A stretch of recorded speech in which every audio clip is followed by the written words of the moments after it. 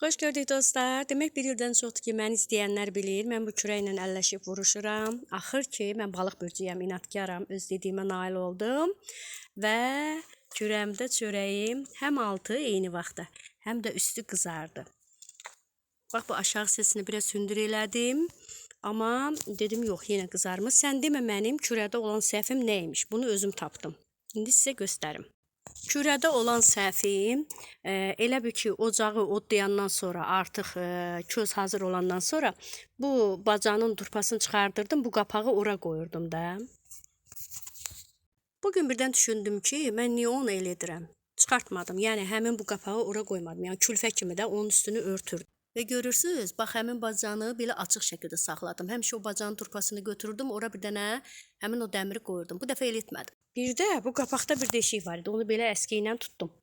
İnşallah indi imkan olanda bu qapağı da dəyişsəm vəssalam, kürə hazırdır. Və bir də Türkmenistandan bir xanım dedi ki, mütləq sən deyir közü çox kənara çəkirsən. Sən elə eləmə. İndi düzdür mən yenə çəkdim ki, çörək yanmasın. Bir atça üzərinə təndir kimi su səp. Bu dəfə həmin xanımın, Sarı Çiçəyim adlı xanımın dediyi kimi elədim, su səpdim. Hər yerini bastırdım, amma bacanı bastırmadım. 2 dənə də buranı bağladım və artıq nəticə. İnşallah indi gələn dəfə 2 dənə çörək bişirəcəm. Artıq sevinirəm, artıq çörəyim hazırdır. Bir ildən çox əziyyət çəkdiyim çörəyim hazırdır. İndi gedək, çörəyimin içinə də baxaq.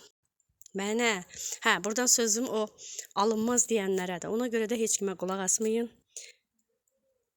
Bir də gələn dəfə, bax, bu dəmirin el üzərində bişirəcəm. Bu dəfə düzdür, soba listi ilə elədim, amma gələn dəfə bu dəmirin üzərində bir dəfə də elə yoxlayım.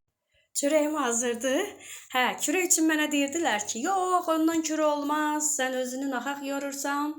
Amma demək ki, qarşına məqsəd qoysan ona çatmaq olur, sadəcə səbir lazım idi. Bir ildə əziyyət çəkirdim, indi çörəyimizin içinə baxaq.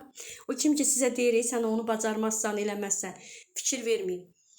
Yəni ki, düzdür, məsləhətlərə də qulaq asın, amma axıra qədər gedin. Çörəyin arxası.